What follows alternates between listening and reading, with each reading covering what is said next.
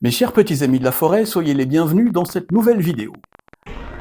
Le 17 juin dernier, Games Workshop dévoilait une figurine à venir pour l'un de ses meilleurs jeux jamais sortis, Necromunda. Un mutant, moitié génie-stealer, moitié humain, cette aberration génétique porte le doux nom de Moldstrain Coalescence. Un mélange entre The Thing, un reste de shish kebab, trouvé à côté d'une poubelle renversée dans son papier d'alu, et une huître de Fukushima. Un truc grotesque, informe, sorti quasiment de l'esprit torturé de H.P. Lovecraft. Oui, comme un gros molar, mais avec des yeux. Plus ou moins. Très vite, cette petite merveille a fait le tour des réseaux sociaux et a séduit bon nombre de wargamers, dont moi. Et je me suis dit, comme ça, en voyant la photo, et si tu faisais ta propre version pour la prochaine vidéo ? Combien d'abonnés ça peut me rapporter, ça ? Il y a du potentiel à mon avis. Ouais. Et des pouces en l'air, des partages, des petites cloches pour être informé des nouvelles publications. Bref, voici mon Moldstrain Coalescence, maison, réalisée avec quelques rabios et de la colle. Beaucoup de colle. Alors, accrochez-vous à votre écran parce que ça démarre maintenant.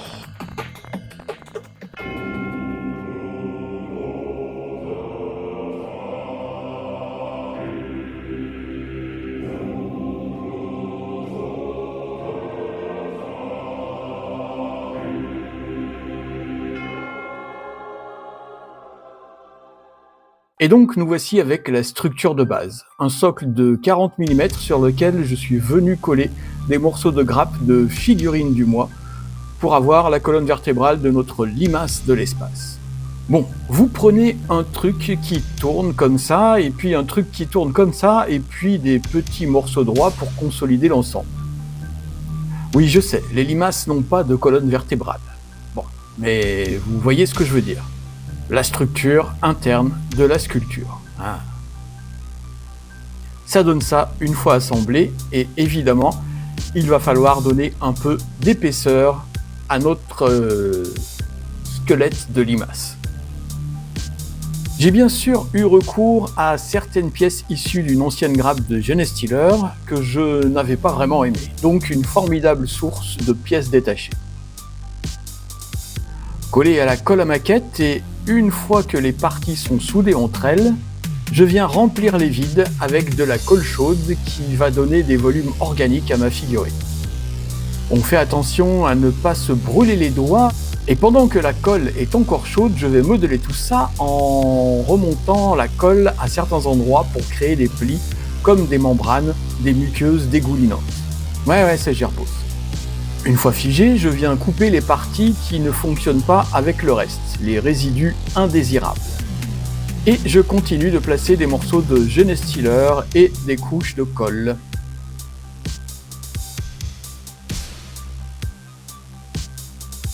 Il me faut une tête humaine. Enfin humaine, bien abîmée, mais de base humaine. Et j'ai eu l'excellente idée d'investir dans une boîte de zombies de chez Forgotten World, qui ont, en plus d'être très bon marché, la grande qualité d'être les meilleurs zombies sur la place. Celle-là m'a l'air pas mal pour notre aberration génétique. Je trempe dans la colle et je viens mettre en place. Et voilà, bien craignos. Tourne un peu la tête, pas trop. Voilà, tu es magnifique ma chérie. Pardon, je m'emporte. Toujours sur ma grappe de zombie, je repère un bras qui sera parfait pour le bras gauche du Moldstrain. Il faudra que je pense à re-remplir mon pot de gesso, mais il y reste encore suffisamment de peinture pour recouvrir la figurine, pour la sous-coucher et avoir une meilleure lisibilité de l'ensemble.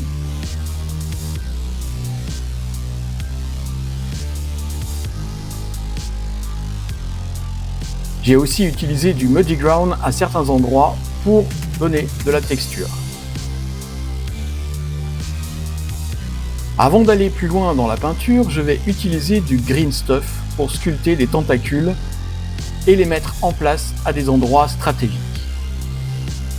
Il est enfin vendu en 2 bandes séparées, ce qui évitera que les 2 composants ne se mélangent par osmose avec le temps.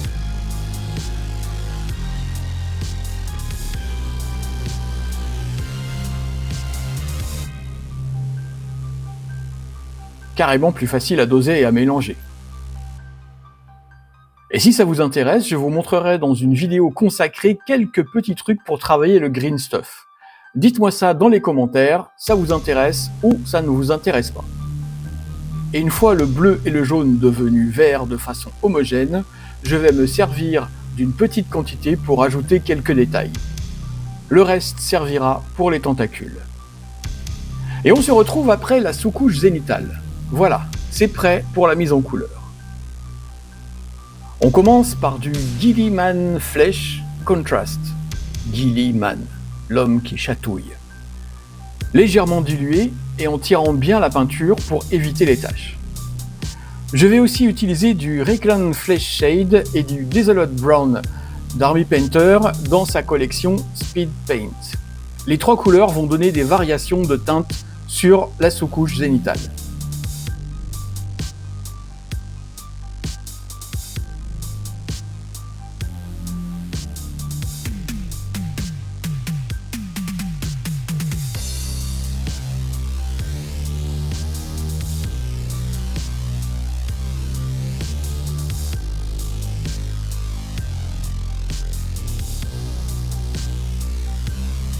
Avec un pinceau et de l'eau, je pousse les pigments vers le bas pour atténuer au maximum la saturation des couleurs sur le haut du modèle.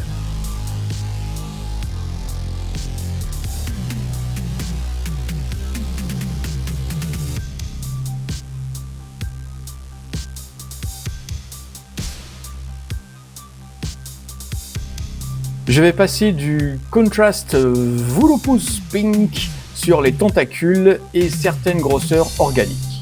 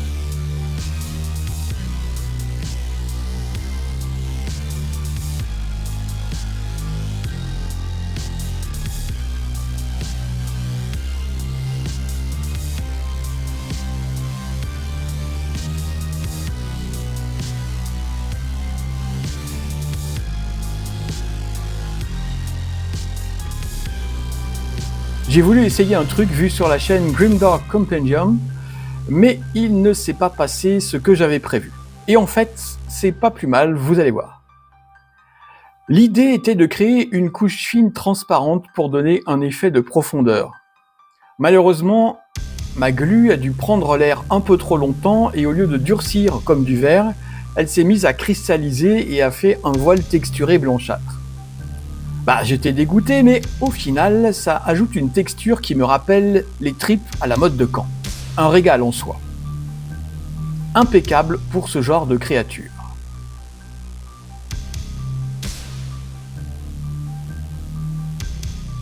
J'ai hérité d'une boîte de peinture à l'huile, genre de chez Action ou La Foire Fouille. Bref, la qualité est assez douteuse. Mais ça devrait faire le job pour un lavis.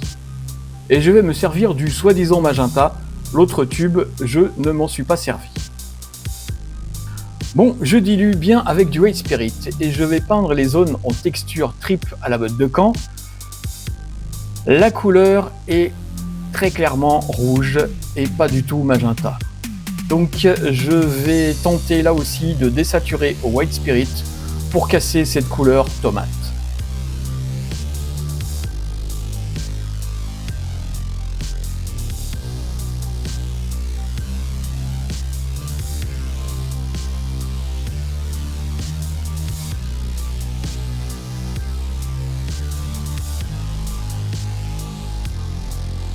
Moralité, les petits amis de la forêt, n'achetez pas de la merde.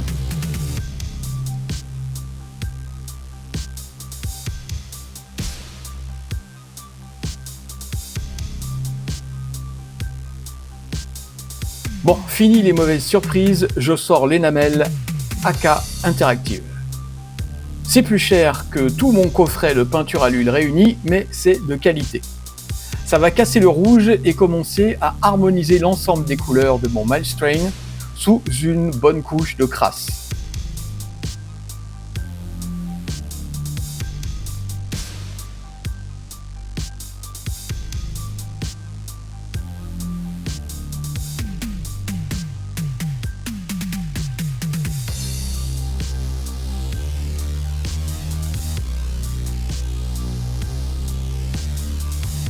Et comme avec les contrastes du début, je viens estomper au White Spirit certaines zones.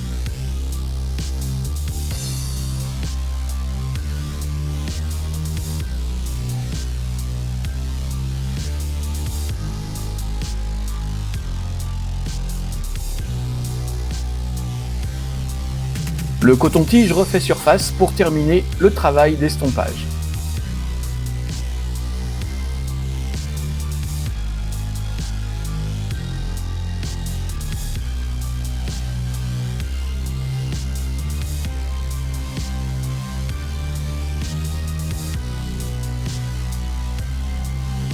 Un dernier passage de Reikland Flesh Shade sur l'ensemble pour raviver la teinte générale et on passe aux éclaircissements.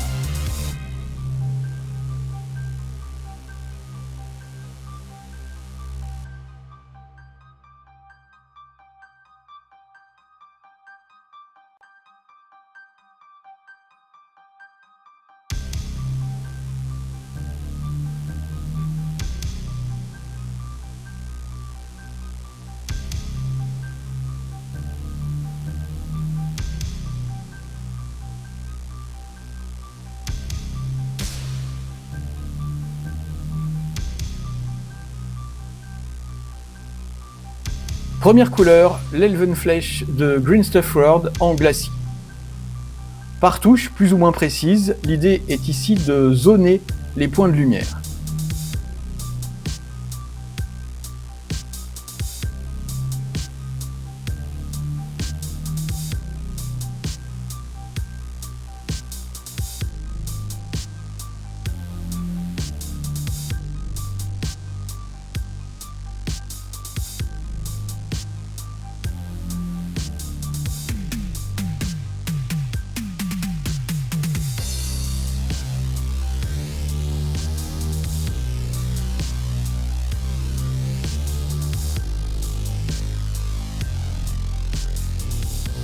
Et là, pour le coup, on pousse les pigments vers le haut, vers la lumière.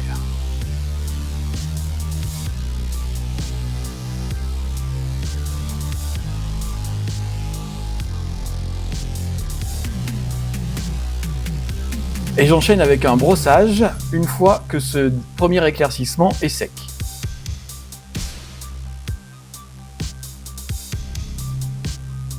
Ensuite, même chose avec du Paul Flesh, toujours de Green Stuff World.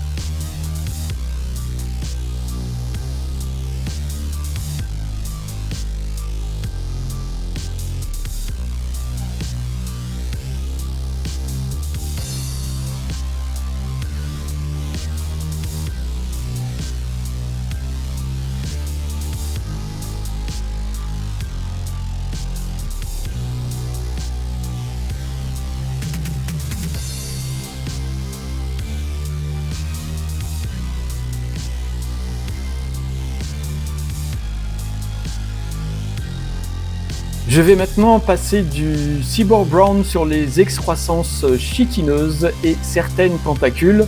Le Cyborg Brown est une couleur contraste de Citadel Color.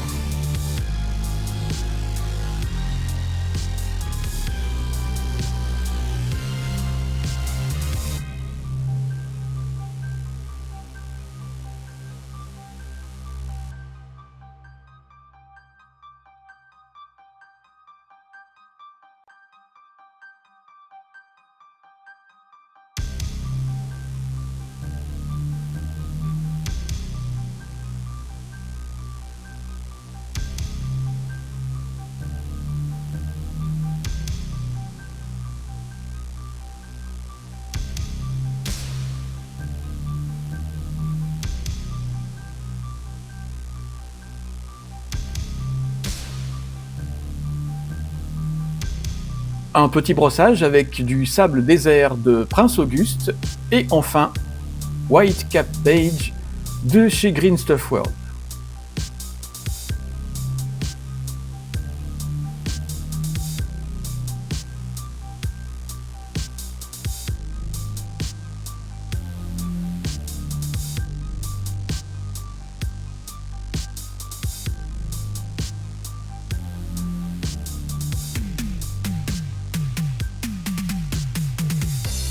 Bon, on va maintenant passer au travail du socle. On va faire simple. Un morceau d'emballage thermoformé servira de grille de fonte et ensuite je comble le reste du socle avec du Muddy Ground. Pendant que la colle néoprène finit de sécher, je décide de passer un petit glacis de vrai magenta de chez Molotov sur les tentacules et les tumeurs. Voilà, ça c'est du magenta les petits amis de la forêt.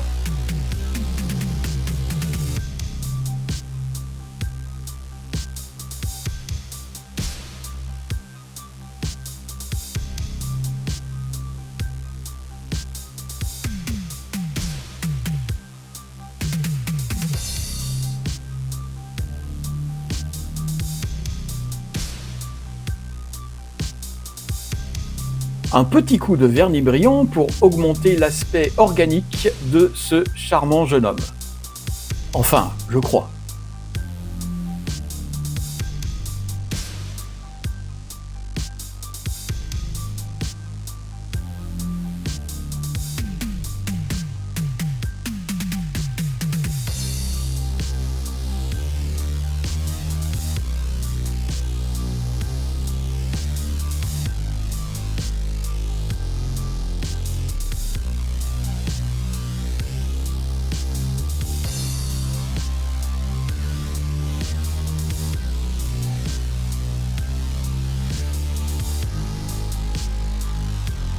Plus gluant encore, si la cyano ne fonctionne pas, on sort l'artillerie lourde, la résine UV.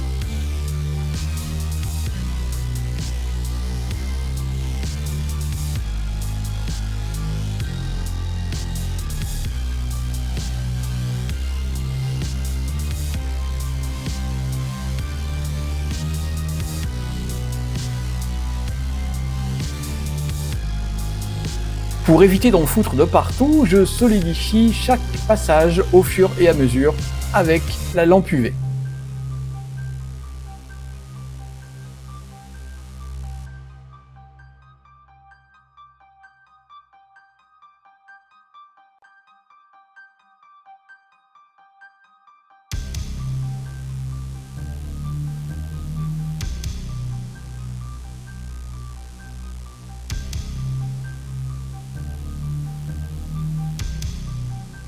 Et voilà notre pépère plein de mucus bien frais et d'autres fluides corporels mal identifiés dégoulinants.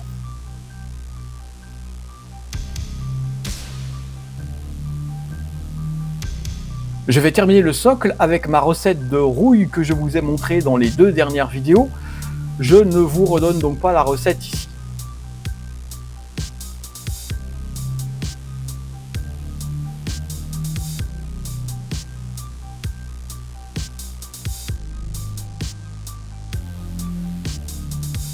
Quand la rouille a séché, je viens passer du Iron Warrior par petites touches.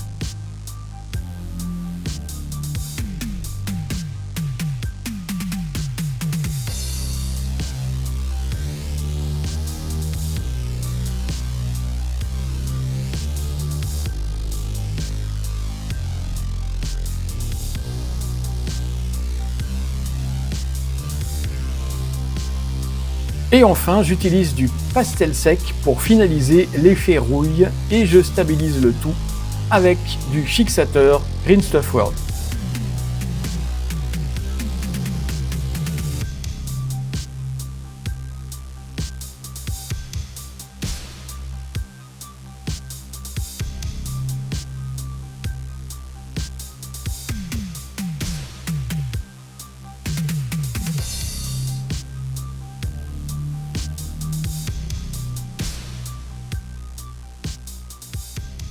Voilà mes chers petits amis de la forêt, le Malstrain maison est terminé et je suis vraiment content du résultat final.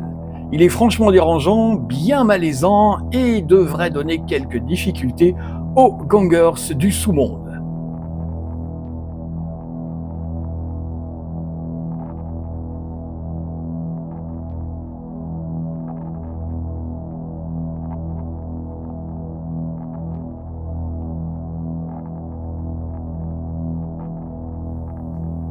Et c'est sur cette vision cauchemardesque que cette vidéo s'achève. J'espère que vous aurez trouvé de l'inspiration et que ça vous aura fait marrer un peu. On se retrouve dans une semaine, si tout va bien, avec le retour des décors du sous-monde. Alors abonnez-vous et activez la cloche. Peignez bien, jouez bien et surtout, portez-vous bien. La bise les amis!